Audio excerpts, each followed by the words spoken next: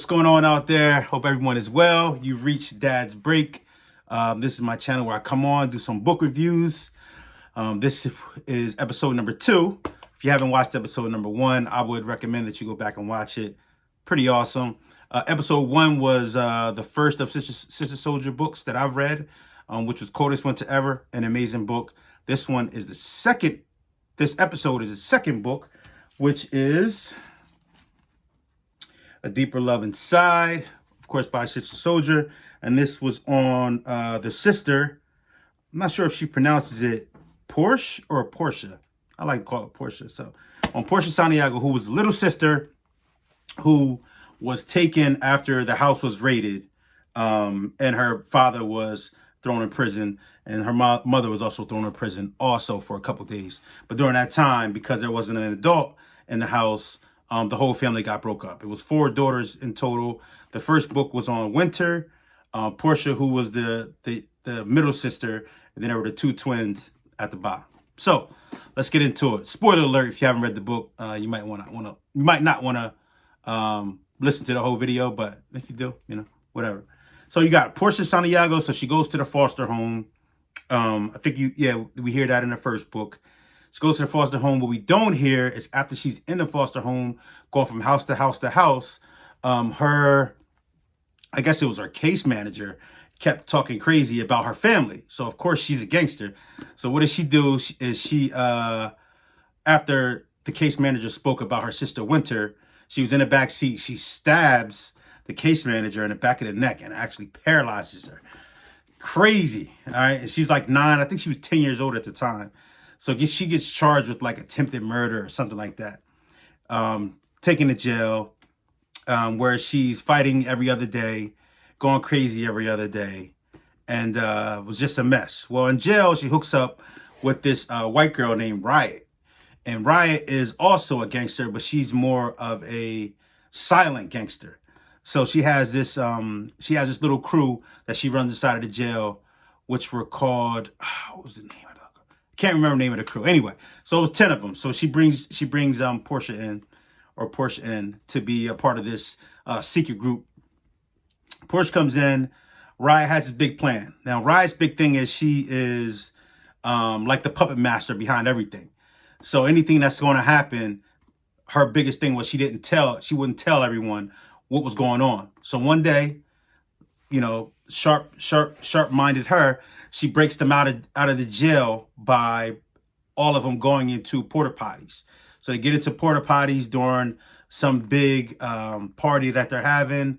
They get shipped out in the porta potty. They're like sitting down inside of, dirty porta potty water. And from there, they get into a trunk and they're shipped away. And Riot was an interesting character, which is kind of one of the themes, was Riot didn't like the government. So Riot's family, she tells this story to Portia when they first met. Riot tells how her family owned this big farm and her mother and father grew marijuana on the farm. And eventually the government came and her mother and father knew that this was going to happen. So they built this nice underground shed and they said, if the police ever come, you hear something crazy, go down there, wait until no one's here. So that day comes, police come, raid the house. Her family shoots it out. And her and her little brother go down into the shed, and they were down there for about 3 days. They had put food and all kind of things down there. So they were down there, and they eventually come back up. And when they come back up, their parents are gone. They still see the blood, but they were able to live on the land for a little while. And she knew that eventually that they would come back and try to take the land. So they had a gun under there. And so when one of the caseworkers came to try to, break her and her brother up, she shoots the caseworker, kills him. And I know, crazy story. So that's how she ends up in jail. So her and Portia end up together. They both break out together. And that brings me to one of the themes of the story was nutrition. So when they break out, they go to this Indian reservation where Riot used to go with her brother running through the woods. And they find this old lady who doesn't like the government either, but she used to sell weed, or she used to buy weed from Riot's mother. So she brings them there. She takes care of them. And because Portia is such a loyal, and she's such a loyal person, and she has this hustler mentality that her father from the first story, Ricky Santiago, had. She felt indebted to this lady, and she wanted to pay this woman back. And so throughout the story, throughout her time being on the Indian reservation, she would always ask the lady, well, how much money do I owe you, and things of that sort. So the woman eventually said, well, look, you don't have money right now, so how about you just cook, and then we'll take the money off, for every day you're staying here. So they eventually figured it out. And through that cooking, she also taught her how to take care of herself, how to go into the woods and buy these different natural foods that would be able to keep her healthy. So this ties into, after a year goes by, Raya eventually says, okay, I'll take you back to Brooklyn to find your family. And they find her mother, which takes me back to another, or which leads me on to another theme, which was drug use. So it was ironic. I don't want to say it's ironic because it happens to most families. Whenever there's a big drug dealer inside of the family, usually someone in the family gets hooked onto that narcotic that's being sold, or that substance that's being sold, if not the person that's doing the dealing. So she finally finds her mom, and her mom's on drugs. She's like a crackhead in this little kid park. She sleeps in like one of the little caves or whatever. So she goes in there and sees her mom, and her mom is just at this low state.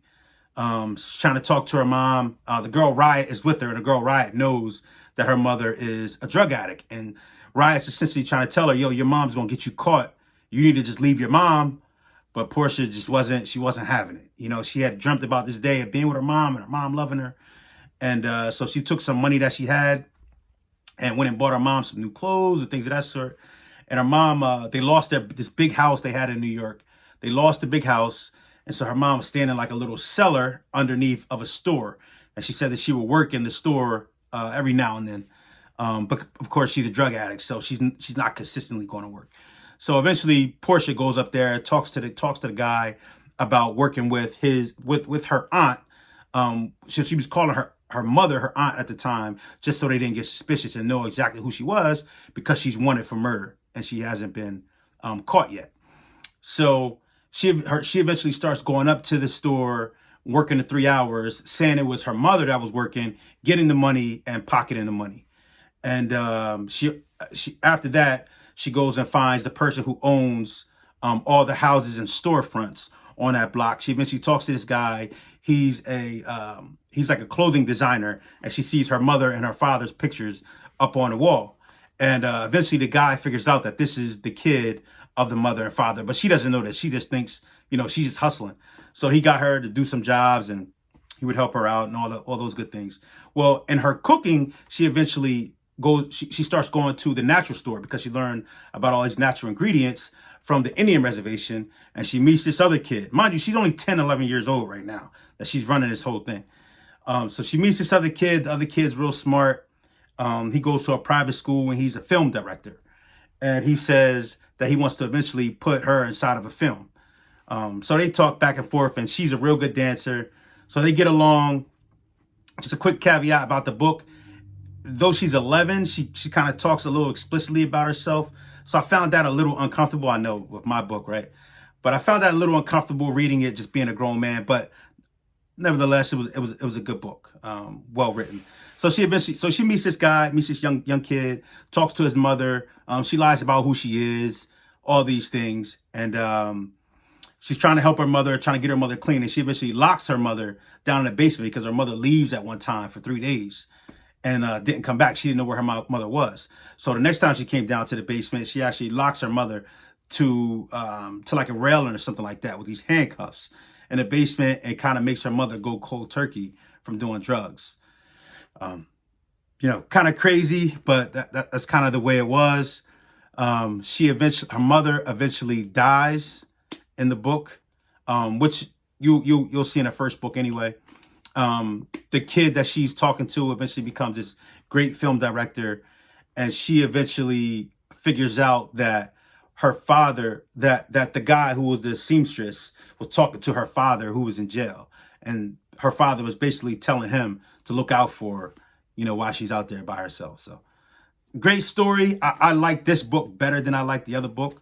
I think it was well written, and the storyline was just a good storyline with it. with it ending with it ending kind of in a good way, so to speak. The guy Midnight also shows up in the story at the end. He eventually adopted her two twin sisters, and they're both Muslims now. So they see each other at the end of the book. And he was actually looking for her the whole time also. He was going to the jail looking for her, trying to figure out where she was at. And he said this was the first time he's been looking for somebody and was unable to find her. And the reason why he was unable to find her is because she was in an Indian reservation. And the reason why the girl Riot took her to the Indian reservation is because the regular police don't have jurisdiction on the Indian reservation. So it was like the perfect place to go. So that was good. That was a good one.